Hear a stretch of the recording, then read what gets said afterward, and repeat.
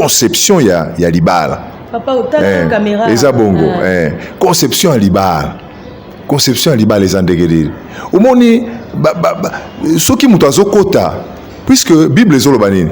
Mobali akotika baboti na ye akoya kosangana na mwasi na ye. Bango mibale bakoma nzoto moko. Uzomona? Po batu bakoma nzoto moko.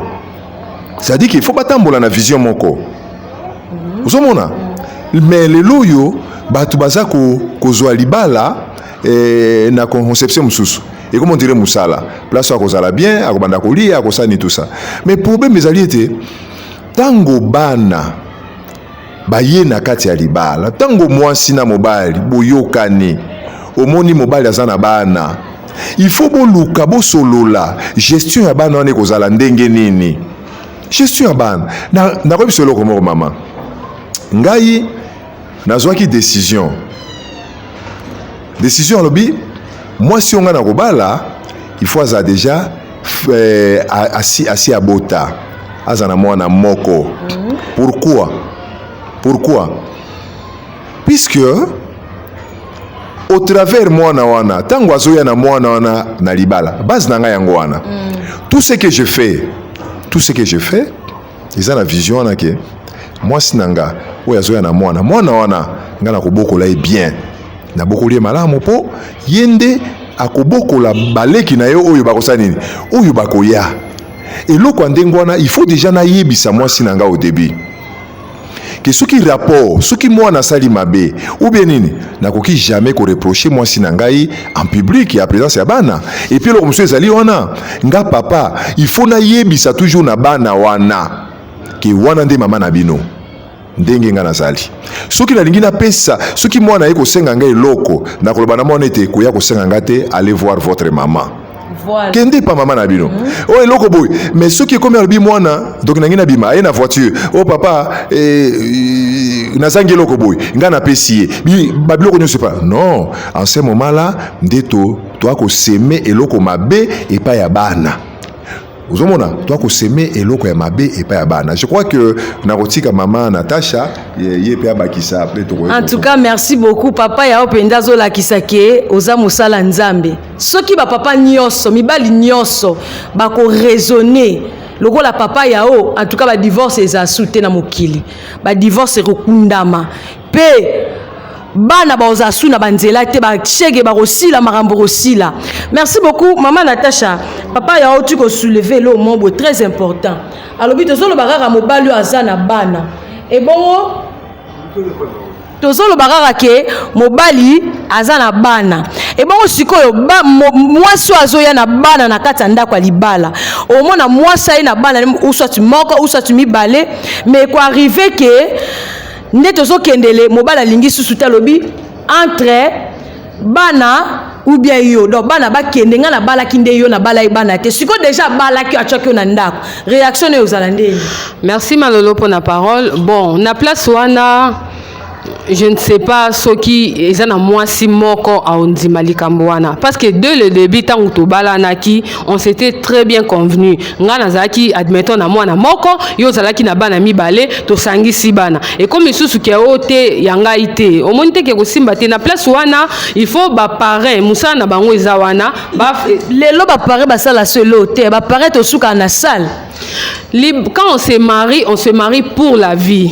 On se marie pas pour divorcer. Omoni, si ko likamba bongo nga na ebité soto suka nango wapi parce que moi na pe ya kalaza la kate. Nga pe na ko boaka moi na te. Donc yango wana omoni na sali appel na ba parents ou soit ba parents ba ya ba vanda to yeba nini to ko sala parce que tant to bala na kezaki poto kabwana te. Ba na pe ba boaka bana te. Omoni, zela mama na zongisonan. Na lobi kocha basi musute ato loba yo okoti na ndako libala ozana bala na mibale ou soit moko mobala lobi en tout cas wana ezaki na ka flatterie ngala lingi na nga mwana te pe comportement na ndako ezo simba te ou soit libala ou soit boke na mwana kasi ezaka la même chose Malolo ndenge kaka na lobi mwana za ya ngai mwana kende sko po ngai nga siko yebisanga au divorcer non te to divorcer te to trouver solution parce que likambo les ala qui mais pas ya ona ebiti likambo ya to bala na zela mama pa ya yo mto luki ka sujet bima na kata tika na sunga mama na sunga ba mama sunga mama mobali olobi ke yo mobali olobi nga na balaki yo wana ezaki nango flatterie nga na balaki na ngai yo siko nde na ye na ndako comportement ya mwana na yo na osepela na nga nango te donc uswati yo kende uswati libala ezala mwana bima siko wana euti maloba pa na yo mwasi siko réaction na oyo eza ndeni mobali ya ndenge wana aza mobali mabe papa yao bazali oui bazali yango nazoloba o ete puisque chaîne na yo eza éducative il faut tango bato bazolanda makambo oyo babongwana ozomona c'est pourquoi mibali nyonso baza ya kobala te na koconseille na bato soki possibilité ezali osala rediffusion ya émission no ya lobi wana omoni lelo bato bazomibwaka na kati ya bamabala bazoréfléchir te azotala âge nakomi na 35 ans 36 ans ménopause banini mama libala eza pasi ya mobali epa na biso balobaka nini omoni mille pattes balobaka soki olingi mille pattes linga ye mpe na makolo na ye singa napesi yo exemple na nga te napesi yo exemple na nga ke ngai mwasi oyo mwasi na nga aza na mwana nalingaka nga mingi nga mpe nalingaka ye mais soki nalobi ete naboyi mwana wana peut-être mwana wana nde akosunga nga lobi no to na baka ebele awa oke mwana ayaki na libala abongisi nini foyer mais bana oyo yo botaki ya libumu na yo banéglige yo eza ebele nga naza na expérience wana uzomona naza na expérience wana merci papa yao tozokoma na biso vraiment na suka ere epusani penza ere epusani tv nde ngonga penza nayebi ke tosilisi te soki mwa conseil okopesa na bapapa oyo bayokaka plus ke bana na bapapa oyo bazobala mpona mwasa bokoyela bango bana uno mpona bolingo mwa conseil ekosala bien oui eloko moko naoyisa bino nazoloba na bino botalanga malamu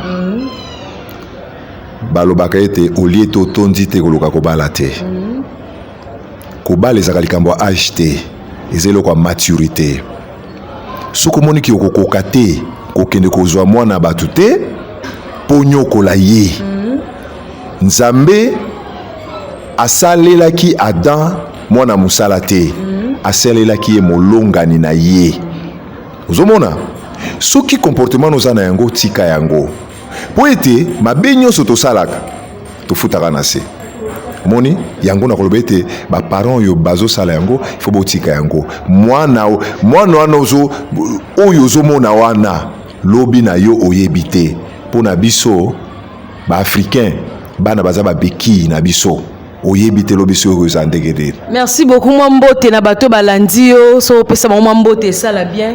Ah mama naza na bato ebele moto aliboso na moto aliboso na kopesa ye mbote eza molimo mosantu to akozela ye mukolo ayenga ezali mukolo ya kita ya elimo santu ya yaka kobongisa bomoi na biso akitela batata nyonso bao bazana makanisi oyo akitela ba mama nyonso ya mibale na kopesa mbote mingi na émission oyo epa mama Lolo pe na kobakisa peut-être opesi mama mbote te mama Natasha moi conseil na ba mama oyo bakute na kawana te ba o bazolinga bakende mobile déjà ça na bana na ye o pe déjà bazomona makambo ade na ndako moi conseil et ça la bien pas la ba mama conseil na kopesa ka na ba mama eza que tangu toye na libala okuti mobali na bana zala vraiment mama vanda na bana wana lokola bana oyo moko boti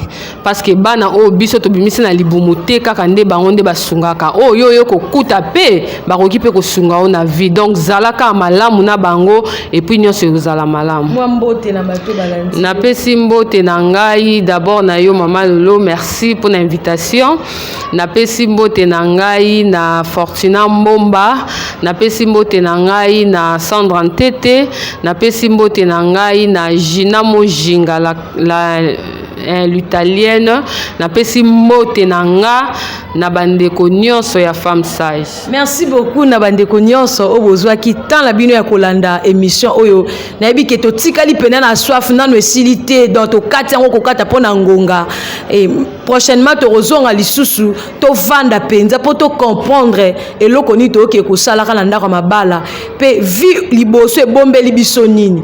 Merci beaucoup na bandeko nyonso na pesi mbote na papa Israël Mbala Kizungu Jonathan na pesi mbote na mama Laure Matondo na pesi mbote na ba femme sage nyonso na pesi mbote na ba femme sage nyonso ya Belgique na pesi mbote na ba femme sage nyonso ya Angleterre na pesi mbote na ba femme sage nyonso ya Kikwiti na pesi mbote na ba femme sage nyonso ya Kolwezi pona minito to suki na nuala na yebike to panzana femme sage na Italie na pesi mbote Afrique du Sud pe na pesi mbote prochainement boko sepela bozala jamais desi bye Bye bye. Bye.